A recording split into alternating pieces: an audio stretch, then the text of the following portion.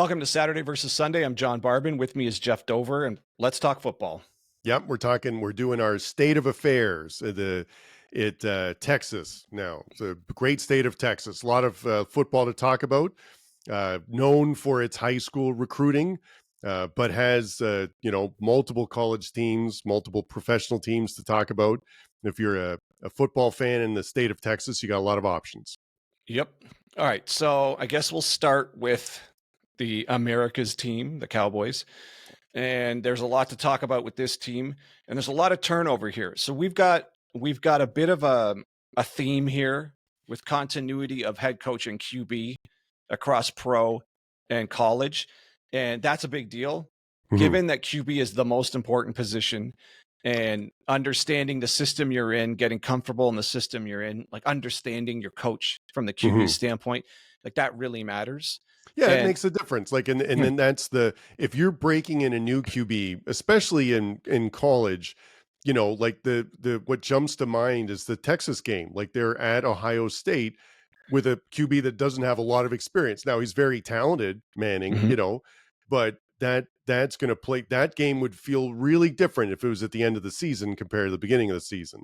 Yep. So having the continuity about the coach, offensive coordinator, QB, coming into a season, especially on offense, because I feel like that takes always a few games to start clicking anyway. So, well, there's such a timing aspect to that, and absolutely, the quarterback just has to have half a coach's mind when he's up there. He just has to. Absolutely, the mental demand on the QB is just different. It's just different. We all know this. And in the Cowboys case, we do not have continuity. We got a first-time head coach in Brian Schottenheimer, in the Marty Schottenheimer's son, and we have a first-time OC Clayton Adams. So and a new DC Matt Eberflus. That's to me the most experienced of these coaches, and my guess is he will be a good DC. But is this defense gonna be good? Because oh boy, was it ever bad last year. Yeah, it was. We're talking 29th in rush defense in 2024, 17th in pass defense, 31st in scoring defense, and a -6 in turnover differential, which is, I guess that's a defense and an offense stat, but that's about as bad as you can get. Like there's just, and you know what's crazy? Just a few years ago when they were in the playoffs against the Niners, and they had that really close game, that looked like a Super Bowl caliber defense. And just a couple years later, it's a mess. They can't stop it. I mean, 29th against the run, you have no chance. Yeah, it's really bad. You have zero chance in the NFL. Yeah. No, and it was going into the Texas state of affairs today, something I sort of had in the back of my head was like, who's got more expectations going into the season, the Dallas Cowboys or Texas A&M? More expectation? Yes. Oh boy. I don't know. I think I would like to hear from Cowboys fans, like a realistic Cowboy fan, what they really think this team can do. An A&M, I don't know. I think A&M, the expectations are always higher than what they can achieve. Yeah. See, I sort of felt the same way about both, right? Like I think both teams are going to be like maybe just over 500, like 8-5 or, for college or the, something like that, like 9-8 for the Cowboys. Yeah. Like it's like just not good enough to make the playoffs or just good enough to make the, to lose in the first round maybe or something like, but that's the expectations for both seem similar. Like there's a lot of turnover, both in Texas A&M and the Dallas. And I just saw like a lot of consistency with that, right? Like weren't that good last year, lost people, turnover, like how high, what are the expectations going into it? Like, cause it's sort of, you're not doing a full rebuild, but there's so many changes and you lost some really good players, like from something that wasn't that good if you're the Cowboys, right? So I don't know. It's tough. But you got to start somewhere. So yeah. And coming, okay. So one of the major things with that Cowboys defense is they did have Diggs when that defense was good. He tore his ACL and then now he's also coming off of cartilage surgery, and they've actually docked him $500,000 because his offseason rehab does not meet a minimum standard of amount of rehab days he's supposed to put in at their facility. Now, if he's healthy, him and Bland, that's that's two of the best corners in the league when they're healthy. But right now we only got one of them, and we don't really know what's up with Diggs. We don't know how he's going to look if and when he comes back, if he's even back in time for the start of the season. So that's a big shot to this defense. And they have the looming, now that TJ Watt just got paid an ass load of money, we have the looming contract with Parsons, right? He's going to he wanted to be the highest non-QB, highest paid non-QB, which TJ Watt is as of recording right now. So is Parsons going to hold out for that? This defense cannot afford to go into the season with, question marks or just any of this unsettling, unsure nature of it. But Donovan Ezeraku, the edge they drafted from Boston College, has to hit for this to get better this year. Like this, and maybe even Ravel from East Carolina, whatever it is, they need stuff to hit. I guess it can't get any worse. 29th is about as bad, or 31st scoring defense is about as bad as it gets, but they need to do something about this rush defense. Yeah, no, and they were 7-10 last year. I don't know what they've done in the offseason to make it seem like it'll be significantly better this year. And like you said, that's when you're banking on the draft picks hitting and being immediate contributors, like that's not it's tough. That's not a good place to be. Now, the schedule's interesting. It's at the Eagles' first game of the season, which is going to be tough for them.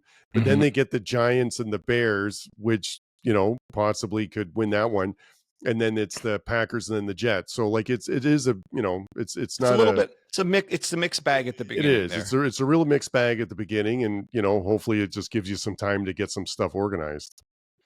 Yeah, I don't know. And then what's Dak going to be like this year? Is he going to be fully healthy? That injury was kind of gross.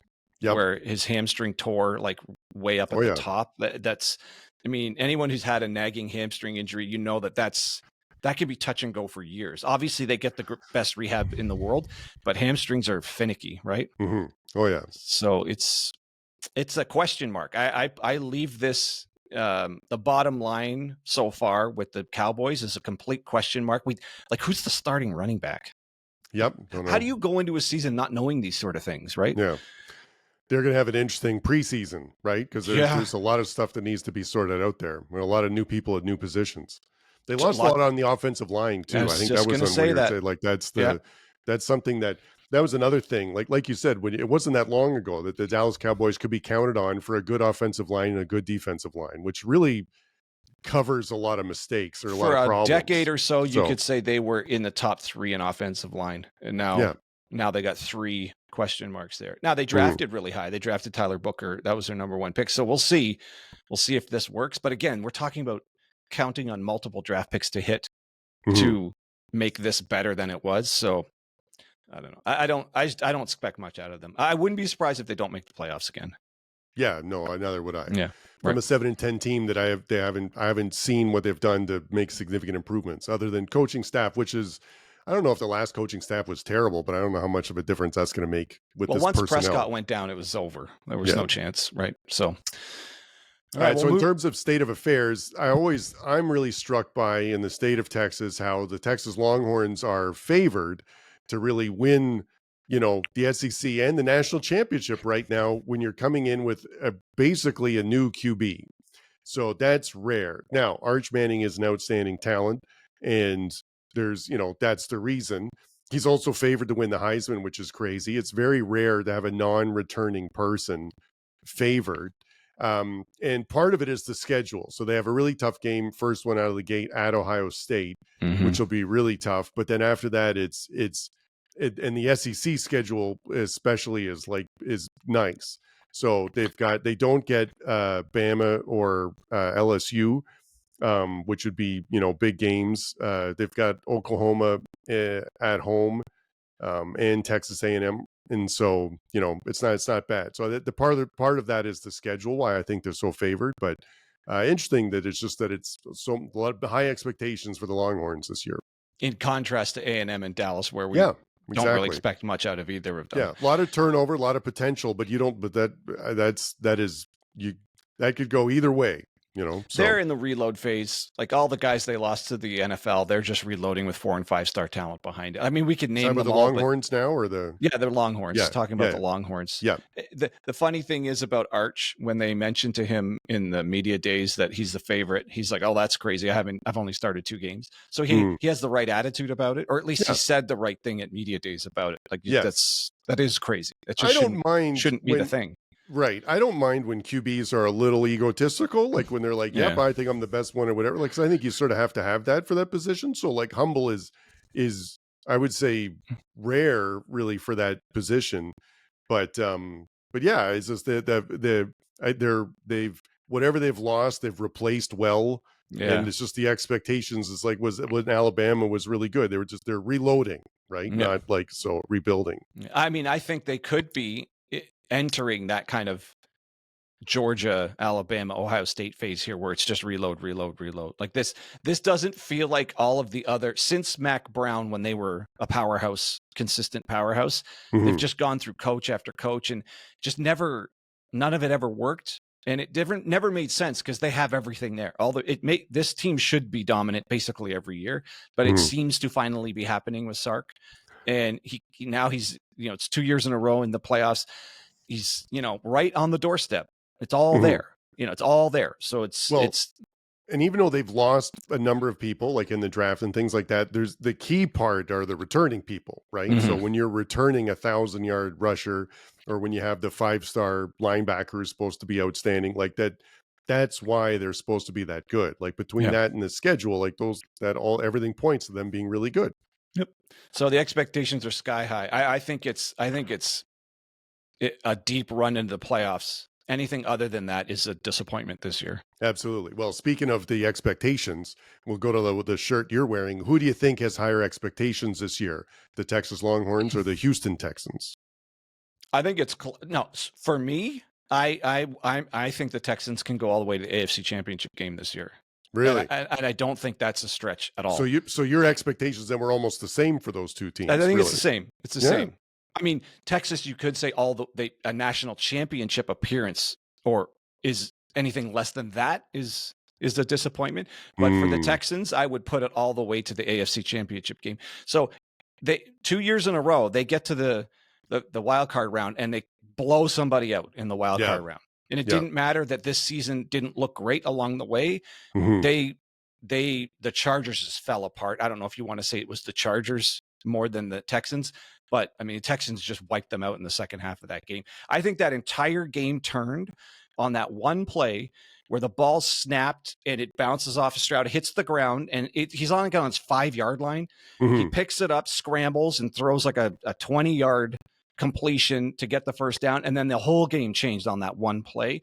And that was the coolest, most savvy play, because that could have been a disaster. It was going to be a disaster. The snap, I don't know if the snap happened when he wasn't expecting it, but it just went flying past him. And that was just the most cool, like ice in his veins play. And it was like, oh, Jesus. And then they just took all the momentum back, and that was it. Now, this defense, I think, is one of the best in the NFL. This is an elite defense. Yeah. And this is also, like, just to your point about the continuity, like between coaches and stuff. This team, Houston, they have the personnel on paper to be like and go to the AFC Championship game, right? And they did last year too. And it feels like they underperformed. So this year, getting in the new offensive coordinator, I think, is critical because it's their offense should have been better than what it was last year. Like they have the talent for that, and Stroud is good.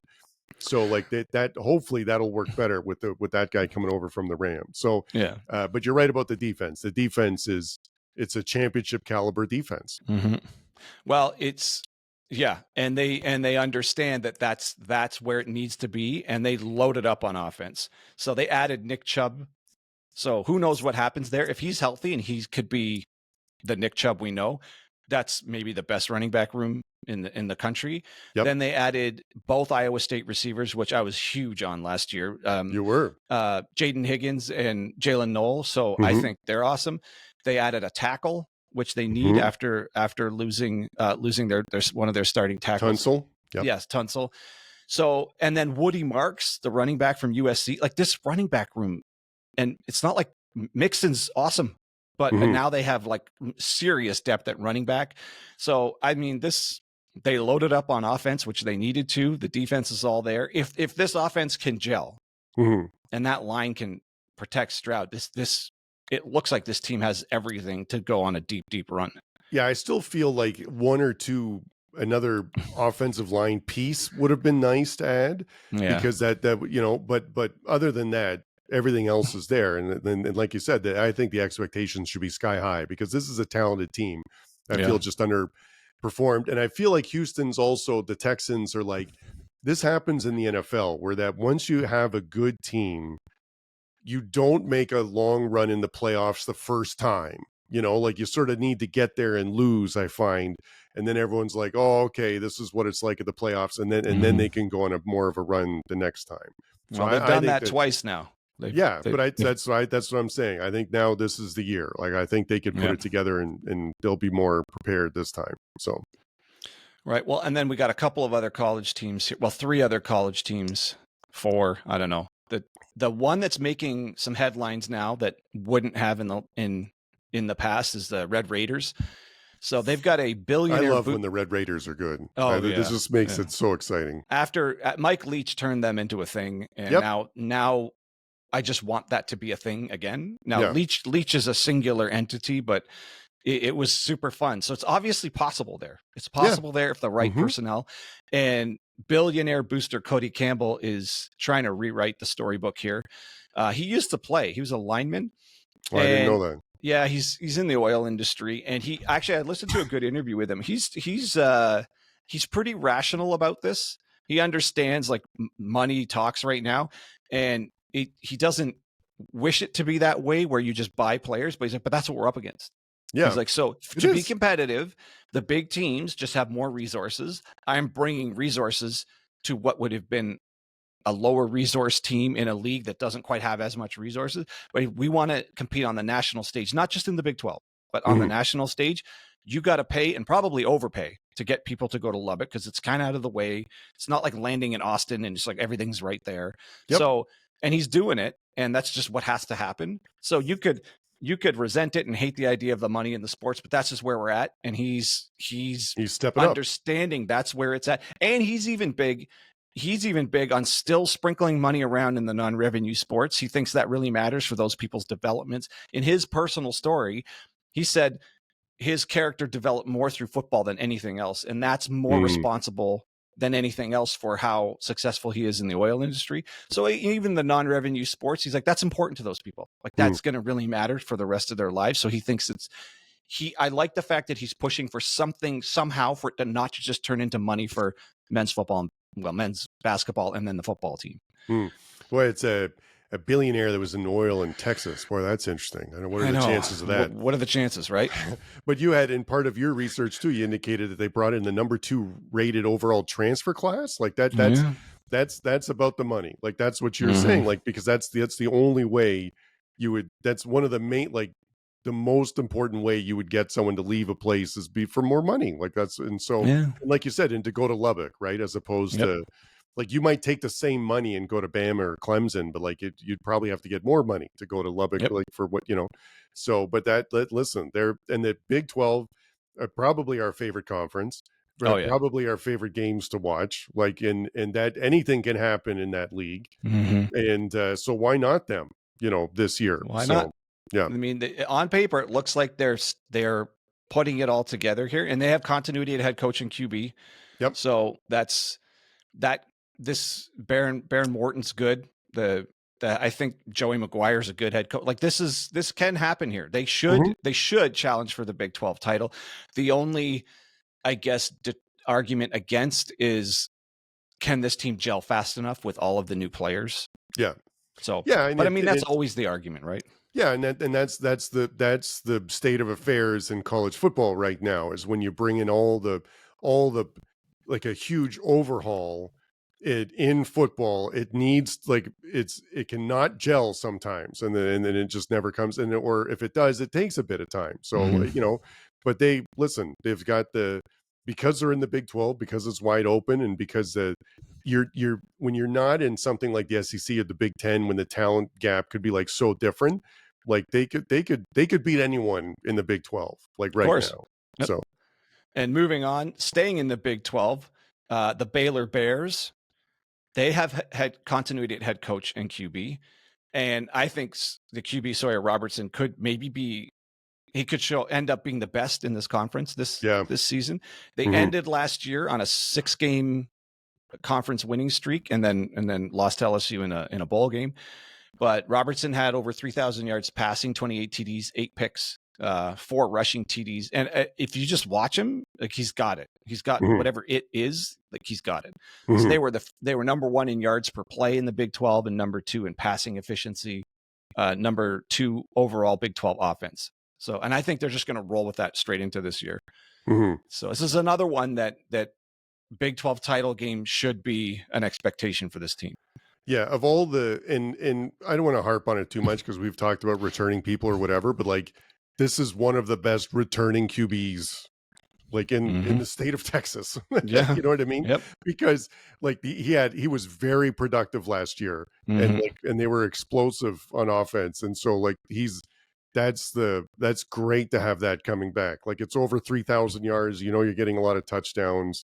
Like, you know, that's pretty good. And another year of development. And speaking of continuity at head coach and QB and a good one, Josh Hoover with TCU.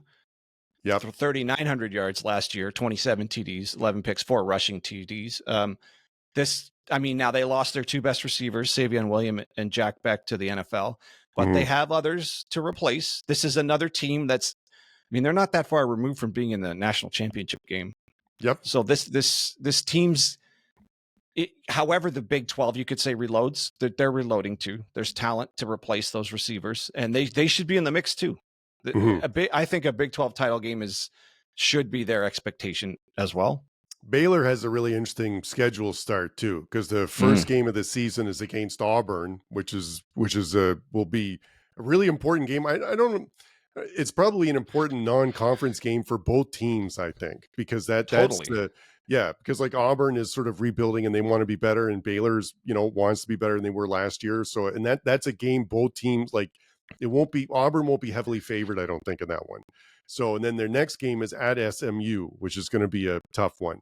So, then they get Stanford and they get Arizona State at home. So they've got some important games early on in terms of the Big 12 standings for Baylor, which doing is themselves any favors with that conference schedule. No, that's pretty crazy. Whereas Texas Tech gets Arkansas Pine Bluff first, Kent State first, and then they get Oregon State, which is that's going to be a good competitive game, but not conference game. Or is it a conference game for them? Or are they still Oregon State? No. Yeah. Oregon State's still the Pac whatever right. 2. So that's a nice warm-up game. And then and then it's at Utah, which is going to be tough, at Houston, and then the rest of the schedule like is at Arizona State, which is going to be tough because they're that's one of the other favored ones too. But I mean, like that's a Texas Tech or Baylor are in the conversation for winning the Big 12, but it's just like the beginning of the schedule. I think it's just a bit better for Texas Tech. You think, okay, before we exit the Big 12, do you think there's just going to be attrition here? Like all these teams are kind of at each other's level? Yeah. Yeah. Like I think it's going to, you potentially could have like 4 teams at like 6-2 at the top of the conference, or so, you know what I mean? Like it's absolutely something like that can happen. Last year, wasn't there, even on the last week of the season, there was 200 different combinations for who could make it to the championship game? Yeah. There was still not, were like 8 or 9 teams were alive all the way to the last game. Yep. So the 2024, so last year's Big 12 standings, conference records: Arizona State 7-2, Iowa State 7-2, BYU 7-2, Colorado 7-2. Okay, so the 4 teams have the same record, but at 6-3, there was also 3 other teams: Baylor, TCU, and Texas Tech. Right, so that is 7 teams within a game of the championship game, 1 game. And I think that'll happen again. Iowa State, I think, can still be in the mix there. So Arizona State will still be in the mix. So it's just going to be, but Texas is going to have 3 potential teams like right there in the mix. So the state of Texas for the Big 12 is looking good. It's big. Baylor, TCU, and Texas Tech. Absolutely. There's a real chance the title will be in in Texas. Yeah. I mean, we haven't talked about the Houston Cougars. I don't know how good they're going to be, but they're probably not in it. But yeah, that's a big part of that conference. Yep. And then moving on to a team that's in, doesn't really make sense. The conference they're in the ACC, SMU, but they were in the title game last year, and if it wasn't for a miracle 35 seconds, that could have gone to overtime, and who knows, they could have won that game, but they ended up in the playoffs anyways. So that was a great opening season in the ACC. And SMU, I think this is like a sleeping giant type team.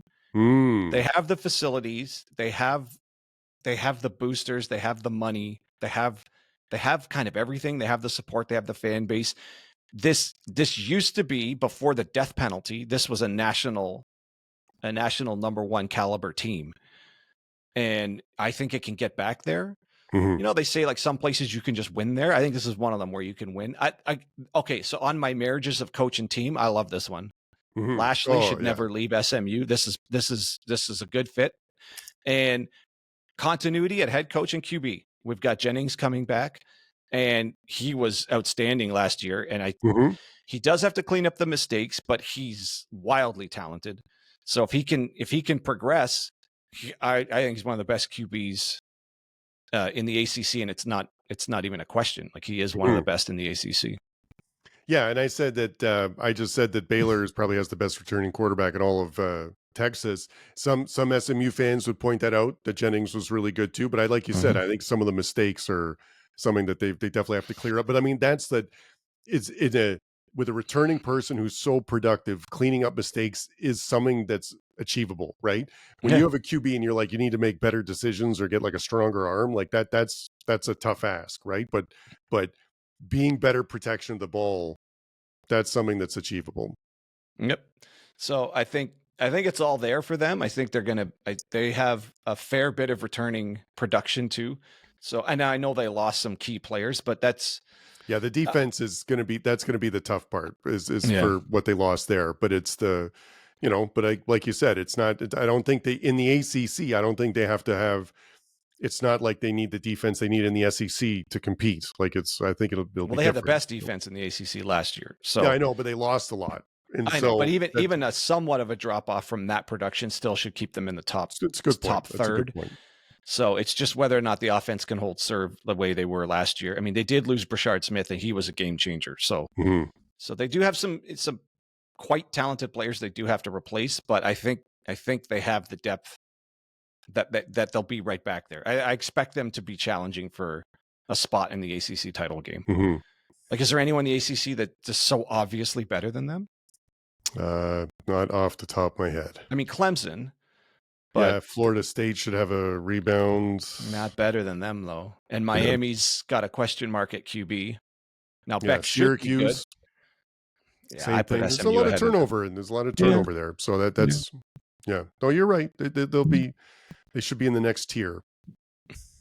The Atlantic Coast Conference, representatives in Texas. Yeah, so weird. Come on, they gotta change the name of these conferences. Yeah, in Cal, it's the All Coast Conference now. Isn't that what Chip calls them from cover? It should be. Yeah. So you got Cal and Stanford in there too for your Atlantic Coast Conference. Yeah, right. So, state of affairs of Texas, we've got pretty positive overall. Huge expectations. Houston Texans, Texas Longhorns. Should championship caliber teams. Right? All three Big 12 representatives. Yeah. Well, huge. There's more, but the three that we talked about, they all should be in their vying for the championship game of their conference, and I think SMU for theirs. Yeah, and Texas A&M and Dallas, big question marks. Yeah, slight disappointments from before in areas that maybe they shouldn't have. Looking for areas of improvement going into this year. Yep. All right. Well, I don't know. And then just the fun Texas Tech and Baylor. Just love watching them play. Oh, yeah. Well, the Big 12, to me, that's just the most fun conference to watch. Yeah. So, Texas is going to be must-watch TV across the board. Yeah. State of affairs. Good. That's the state of affairs of Texas. All right. Good place to leave it. Yep. So, for Geoff Dover, I'm John Barban, and that's your Saturday versus Sunday podcast.